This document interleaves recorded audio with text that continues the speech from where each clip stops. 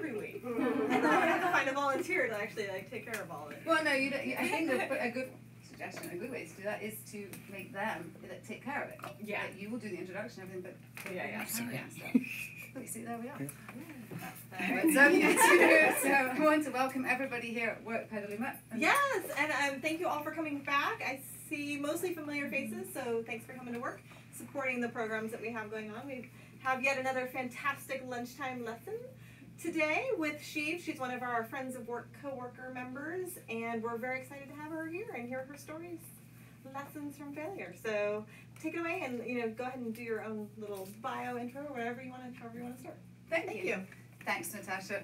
I want to first thank Natasha for having me come here. So, yes, I've been coming to Work Petaluma for a couple of months now. I love this place. So for those out there, if you're in the area, do come over to Work Petaluma. So I'm Shiv, and today we are doing lessons from fear. Never let failure stop you again. Because guess what? There's a lot of fear of failure out there. So I'm really excited to share that with you. Now, has everybody turned off their cell phones? Yeah. Awesome! You guys are here early, and you turned off your cell phones. You've all got a pen, because we're going to be doing a little bit of writing. And then, there's a lot of talking heads out there, so we are at a lunchtime lesson, but this is really more of a conversation, right? Because we're all familiar with fear. Put your hand up if you're not familiar with fear. If you're not. If you're not. No hands up. Put your hands up if you're familiar with failure. Oh. Okay. Put your hands up if you have a fear of failing. Oh, yeah. Put your hands up if ever you've not done something because you've been afraid you'd fail before you did it. Wowza! That's pretty much resoundingly the room. So we're in the right place, right? I did a Google search for fear, rendered 204 million results. For failure was 194 million, and fear of failure was 144 million. So we're not alone. I mean, if you go to Google tells us everything, right? Google is the oracle. So Google's telling us that this is a common thing. So why am I here, and why am I passionate about this? Well, for me, when I was 34, I was the height of success. I'll delve a little bit into my story later. And I thought that I was a badass.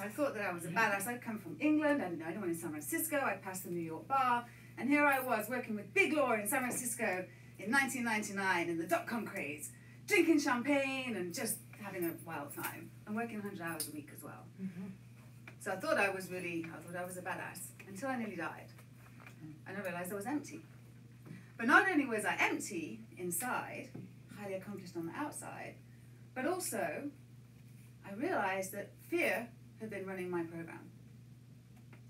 And that after almost dying and coming out the other side, there wasn't much left to kind of get my knickers in a twist, right, as we say in England. Because I'd nearly died, and I'd realized, whoa, all the things I thought that were important aren't, and all the things that I didn't know were important are. And it was like this big, huge woo!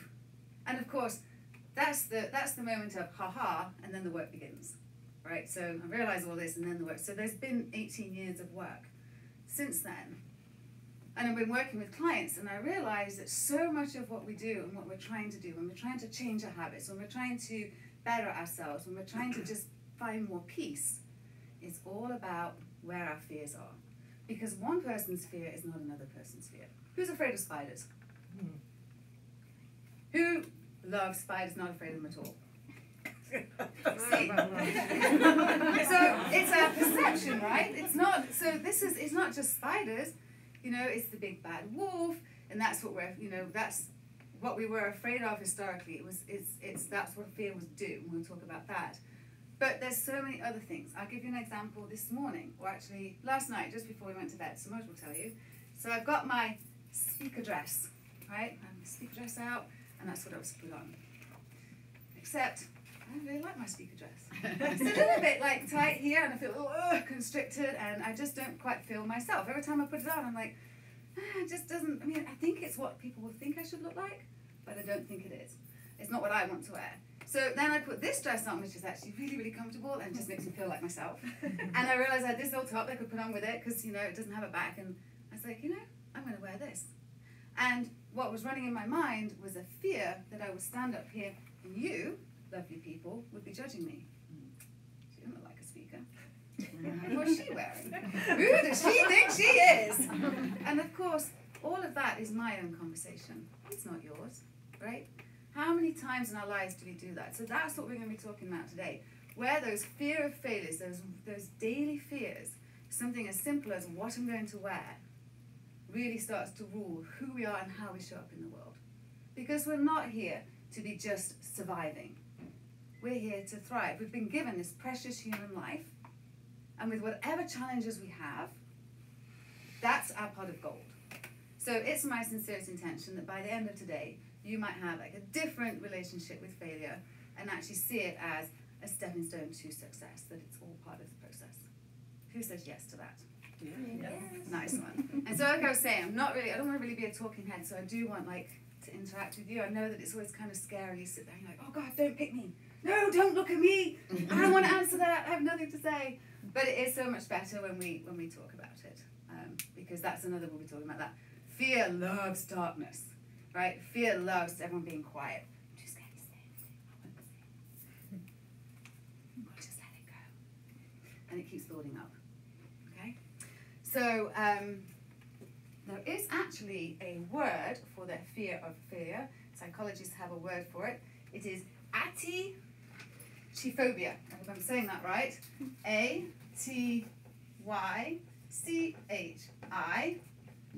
phobia. So if nothing else, perhaps you've learned a new word today. So it's close to acne. There, you see, we've talked about spiders, right? Arachnophobia. Yeah. That's right. You see, and that's why Natasha is the head of Work Petaluma. Oh, is the black? Fear of fear. That's okay. We're all good. Atichophobia, we've got that. This is fear of failure. Now, the reason this is important is because when we have atichophobia, let's all say that together. Atichophobia.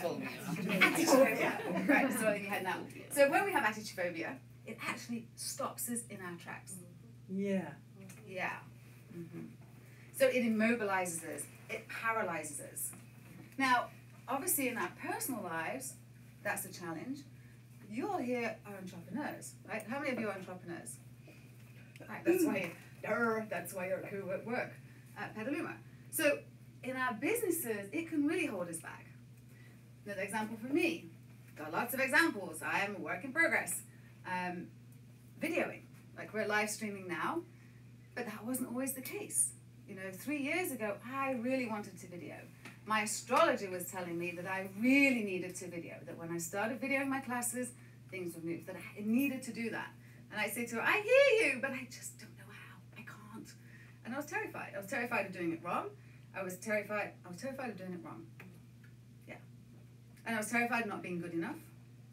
And that nobody would want to, who the hell would want to listen to me? Right? And who did I think I was?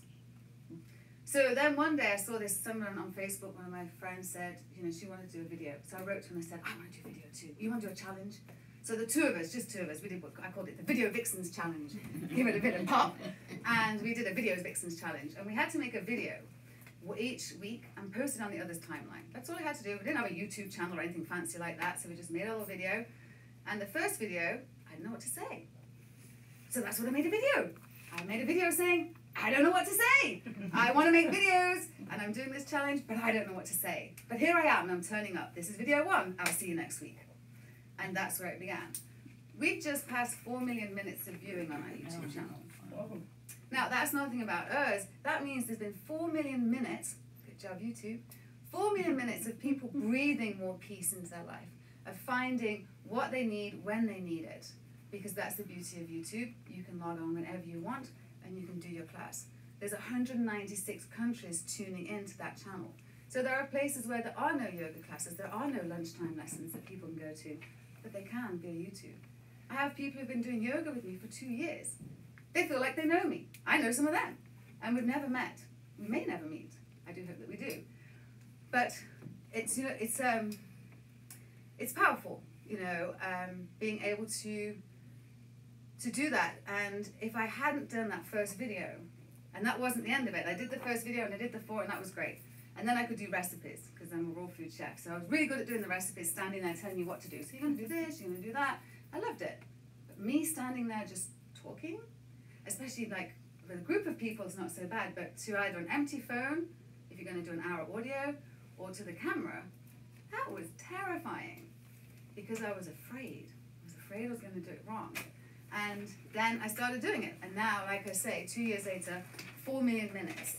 So in our businesses, there's a lot of people I know, I mean, video is a big one. People go, oh, I need to do video, but I'm scared. I want to do some audio classes, I want to put a program together. When you get over your fear of audio and video, you can put programs together that can be making you money, that once you've made it, that are evergreen. There's so many options, right?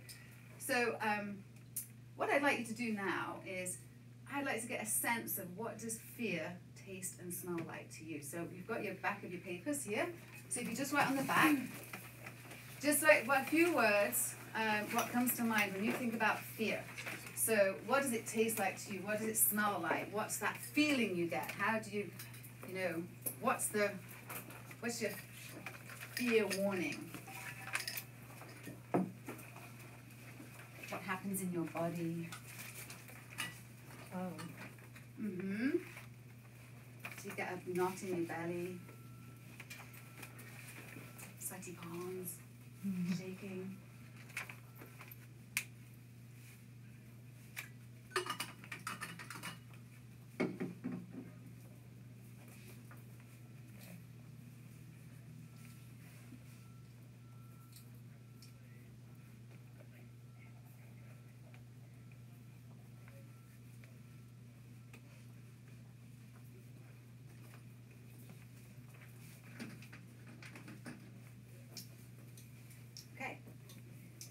What do we got?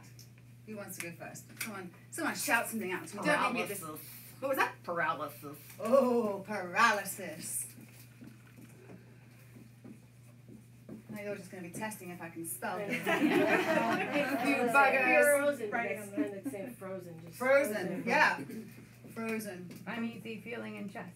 Ooh. Yeah. Ooh. I get tight stomach. Tight stomach, yeah. Nervous. Heart rate, is that good? Yeah. Oh, heart rate. Racing? Heart, yes. Woo! Short Short of breath. The cotton Yes. mouth.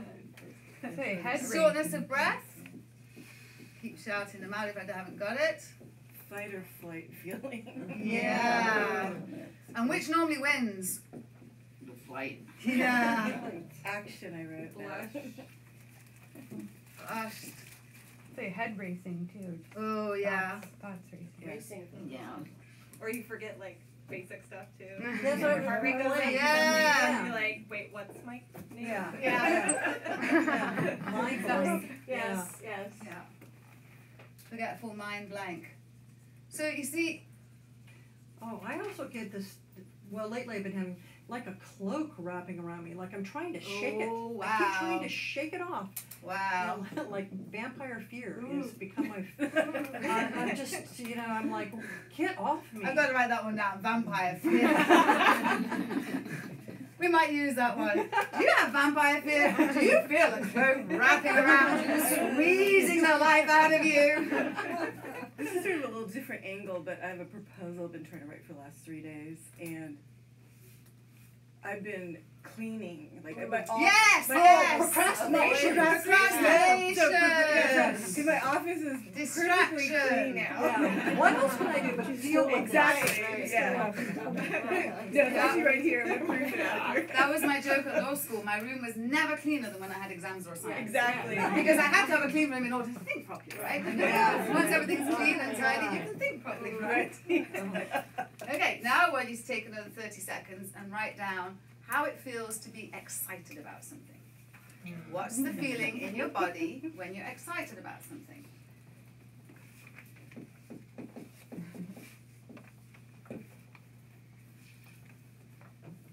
Start excitement here.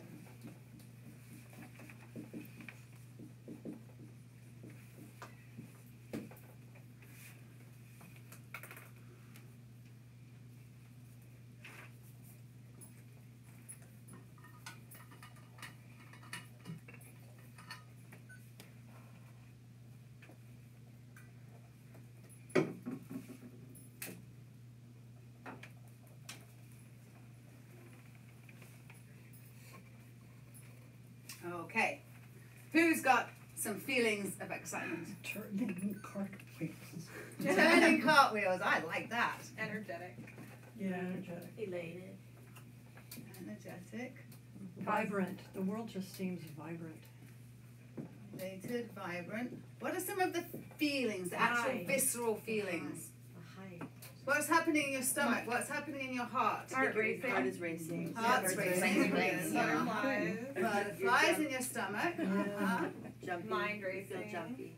Mind racing. Uh-huh. Not the same. Happiness. Yeah, positive outlook. Yeah, everything feels good, right? Hopeful. Everything's positive when Hopeful. something's going right. What was that? Hopeful. Want to start now? Start now. Yeah, I like that immediately. Let's Yeah. go now. What about the breath? Did you get Short of breath. Yeah. short of breath? But you probably radiate too. Yeah. Radiate. Okay. How similar are these two? Very. Right? The difference in them, and where there are differences, are the way that we describe them. Right? This heart racing here, when we're feeling fear, we'll say that it's fear. But this heart racing here, we'll say it's excitement. It's heart racing. Right? This butterflies here is the same churning in the stomach over there. The only difference is the label that we put on it. Right? We have a continuum of feelings. These pens are not cooperating. There we go. Right? We can say that this is fear. We equate that as fear. We equate this as excitement. But really, it's just a feeling. Right? So this is one of our first ways of, I don't like overcoming fear. We don't need to overcome fear. Fear is very, very necessary. We need to make friends with fear. Right, so that's the end of today. We're going to make friends with fear. And one of the ways of making friends with fear is realizing that it's a feeling. So when you have a sense of feeling of fear rise up in you, instead of going, oh my God, I'm afraid, here, I have a sensation. I'm feeling a sensation. I'm feeling in my stomach. I'm feeling my palms sweating. And not labeling what you're feeling as fear, because once you label it as fear, then that comes with a whole other bunch of stuff with it. Right? So we start to look at it's a feeling and recognizing that the feelings of excitement can often look like fear, and the feelings of fear can often look like excitement. I try to say I'm excited about things instead of fearful. Try to reword it. Yeah. Well, that's good. You see, you've already got the right attitude. Yeah. I very much like that. That's Feel Better Coach approved. So that, you know, how did you ever realize before that your feelings of excitement and your feelings of fear are the same, one and the same? Yeah, noticed it. Didn't know how to deal with it. Noticed Right, noticed it, didn't know, and that's the beginning. The beginning of it is noticing it, and then it's just recognizing, like I say, that it's just a feeling, and it's the label that we choose to put on it that tells us, you know, what it is. Now, let's have a look at. Let's turn over your pieces of paper. I'm going to clear this off.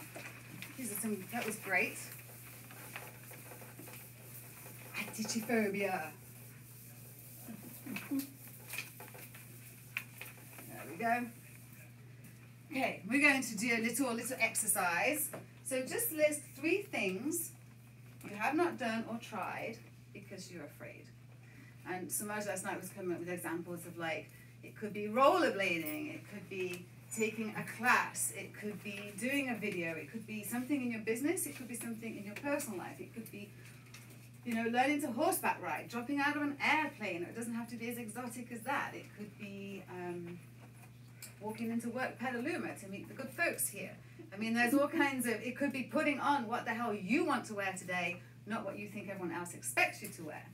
You know, these things, it could be making a call to someone because you want to ask them something, but you're afraid to do that. You're afraid of them saying no.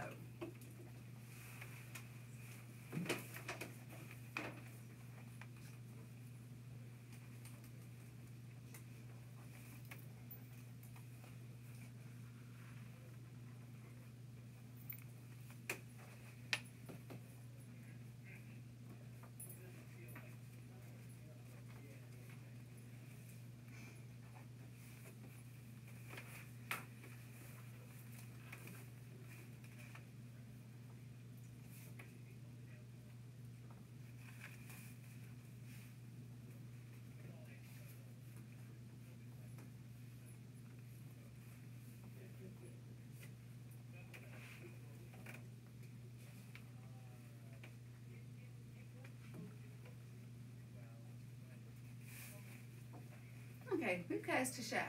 Who wants to share one of their things? Blogging. Blogging, so you want to blog? Part of me does. The other great part. Okay, blogging. We're going to come back to that. Anybody else? In my career, saying that I'm only going to work with clients that I believe in versus accepting any work.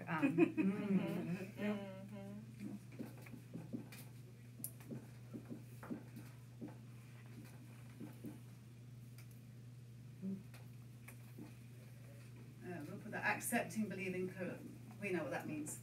Okay, good. That's a brilliant point. It can be. That's very fearful to do that, right? We teach that that's what we should be doing, and that's why we're doing what we do, and then our actions go, yeah, but you should just take it anyway. Yeah. Beautiful. Thank you for sharing that. I used to be a pretty kick-ass athlete and did triathlons and marathons, and then I had kids and everything got in the way, and I'm terrified of getting hurt. So some sort of like seeing myself as an athlete again. I would like to do that.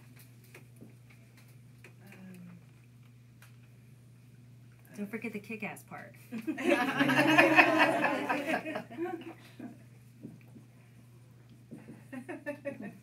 We're going to call that Bring My Kick-Ass Athlete Back. How's that sound? Okay. So bring my kick-ass athlete back. Who else has got something? Public speaking. Public speaking. Ooh, I love that one. I actually was going to speak to Natasha about that one. I'd love to do a class on public speaking. Afraid of asking for help. So asking for help. Beautiful. Yes, Gina. Cold calling for new clients. I'm lucky enough to have a lot of repeat and referrals, but I can cold call for other people, but not for my business. Why don't we swim? Parachuting. Yeah. Parachuting? Yeah. Nice. You see, you could go parachuting and then you could blog about it. Do you see how exciting this is? Like, if you go parachuting, who can you tell? If you've got your blog, you can go tell your whole blog, oh my god, I'm going to go parachuting, I don't know what I'm going to do. Oh my god, I'm parachuting. Oh my god, I parachuted. I mean, that's 3 entries already. Yeah. Anyone else? Traveling alone in countries I know nothing about. Oh, it's so beautiful to travel alone. It is. In unknown countries. Anywhere. Yeah, anyway. That's what I want to Doesn't do. matter. Yeah, it's like, why am I holding back from? Yeah, so anyway, yeah. And I want, excuse me, I mean, I'm not frightened of any of that stuff, really. Traveling alone, I am. But mine is like just this horrible, horrible fear of going to the doctor, of medical stuff. Like, just absolutely I'm like, that's panicked. valid. Yeah, I think from the time I was a little girl. So it's like really this morbid fear. Taking care of health. Health issues. Yeah, of like afraid of a diagnosis or afraid of going, just the whole thing, and it throws me into a utter panic. The rest of them, okay with. Yeah. Well, that's, and it almost seems like as you're saying it, you can see your mouth's a little dry and you're a little, like a little. Yeah. And that's what fear does to us, even when it's not here, right? So that's why we've got fear all like messed up, because fear was supposed to be our fight or flight, right? It's supposed to teach us where we need to move and when we can stay. And now we seem to be in perpetual fear, but there's no, Tyrannosaurus Rex running down the street coming to munch us up, right? There's not a lion waiting for us on the corner, but yet there are all of these other monsters in our daily lives. All these monsters here, all these things that we want to do, because even though we're not doing them and even though we haven't started them, they're in here. I'm an editor and a writer, and so I deal with paper, even in the so-called paperless society. But one of the things I'm afraid of is organizing all the way too many papers that I have. So organizing, and really this is your business, right? Yep. Are you really afraid of it, or do you just prefer to put it off? Yeah. That's a good question. You hit the nail on the head. I love calling them out. No, I'm actually No, it's Is it fear or, I'll get to it tomorrow? No, it's that I just don't want to deal with Right. it. That's, you know. So fear can also look like don't want to deal with it. Mm-hmm. Whoops.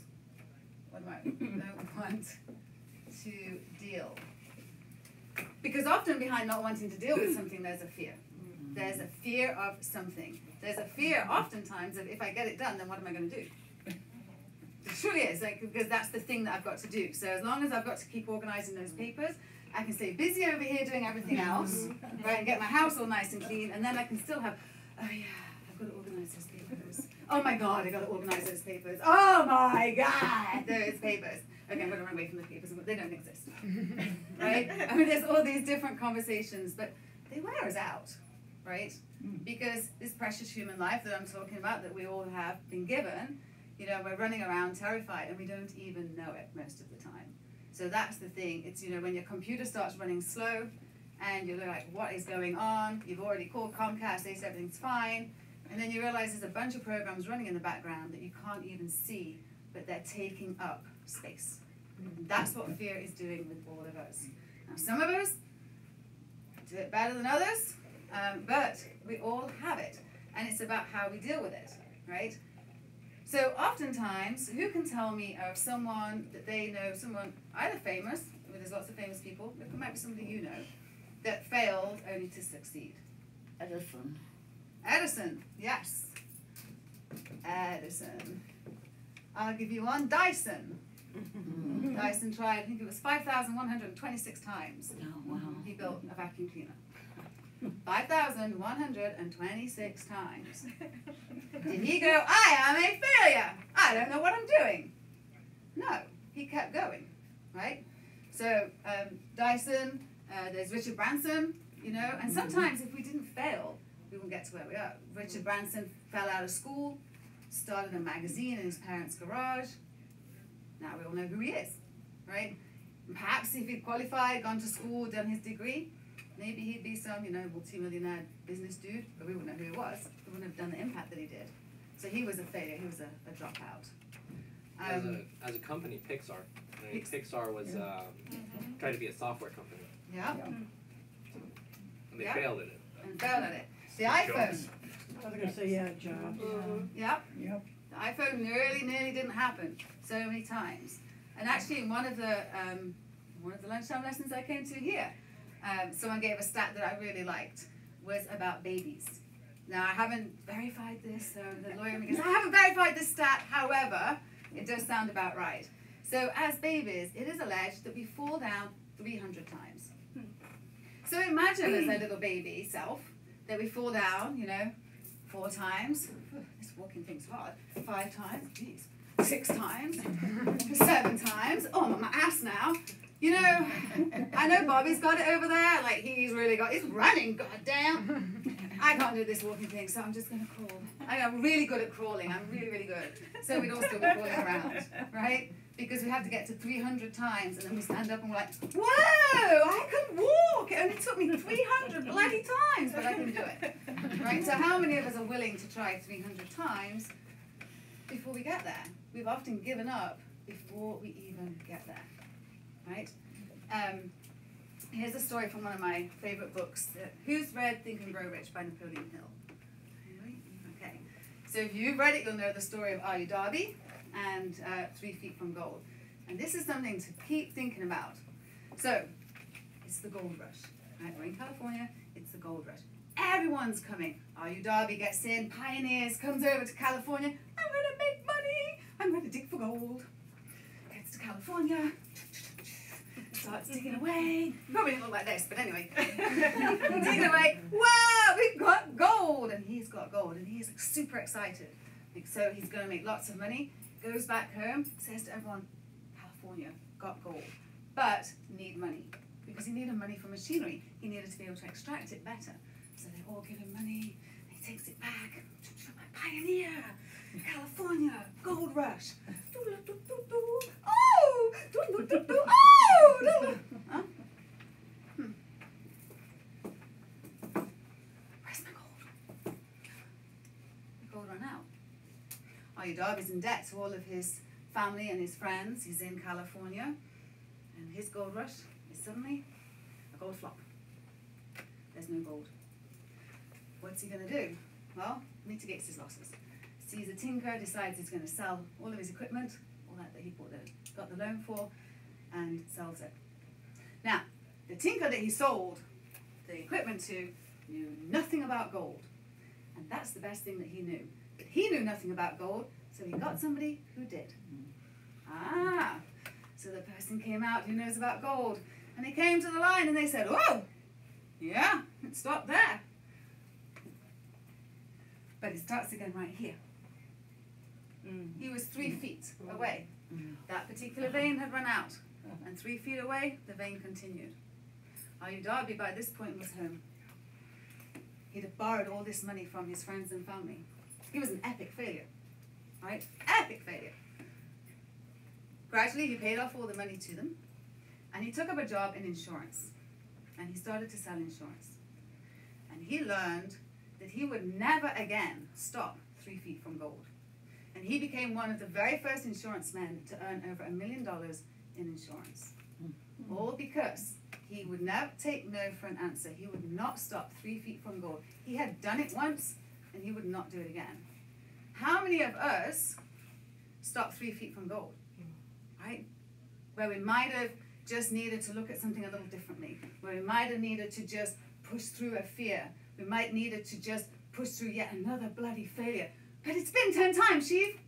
Baby 300 times, Dyson 5,126. Could be a long time, right? It might take us time. So, Ayu Dhabi then managed to pay everybody back, and as I say, now you know that 3 feet from gold is something that we always talk about.